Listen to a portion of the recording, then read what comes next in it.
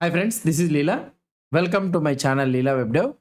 In this video, we will learn about the another topic, that is DOM extension. So what is this DOM extension? In the previous video, we have learned about the object node hierarchy, we have seen it. And in this one, we'll see about this DOM extension. If you want to say about this definition of this DOM extension means, DOM extension is nothing but it's just a process of adding the custom methods and properties to the DOM objects. So we know about the DOM objects. What are the DOM objects available?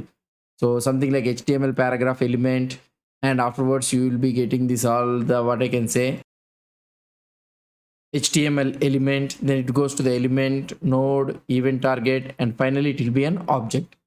So here it will be is a process of adding the custom methods and properties to the DOM objects, to any of these DOM objects. So now remember, DOM objects are host objects. So we already know, we have learned about the concept host objects and also the native object. The DOM objects are host objects that inherit from the element, event, document, or other DOM interfaces, what we have discussed just up now. You can add the methods to these objects directly or to the prototypes. So we know we have a prototypes for this one. So you can add a method directly to these objects or to the prototypes. The most popular extended object are the DOM objects like P or the div tags, that is elements that inherit from the element interface. So we will try to add the method for this element object and we will try to access this element object using the normal method. So I will try to show you. This is called as a DOM extension. So there are some advantages and disadvantages of using this DOM extension. We will discuss in the later video. First, we will try to see how to add a custom method or a property to the DOM extension. Let's see. If you go here, okay, so this is our console, and here what I will try to do is I will try to create a paragraph element. So you know how to create a paragraph element. Document dot create element of P. So now the document has been created. If you try to print the P, so here this is the paragraph element. First, in order to print this paragraph element, so we'll try to have document dot write of hi. So let's try to use this simple thing. So we are able to see this hi.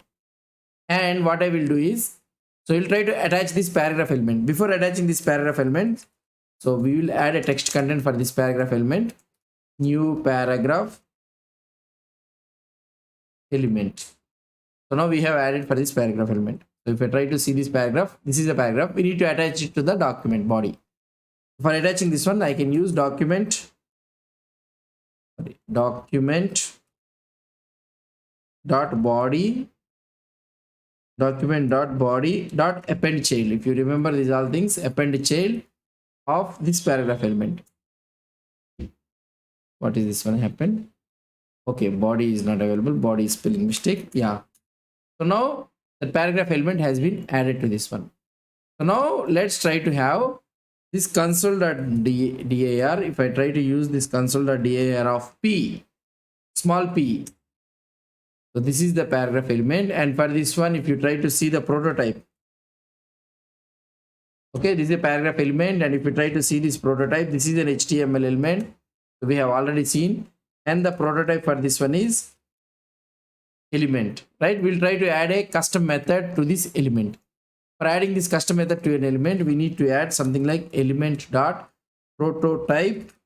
Okay, we need to use the prototype dot read. Read is a function which I am trying to use it.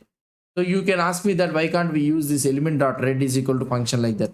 We can use it, but if you use this one, so it will access only to that instance of this element.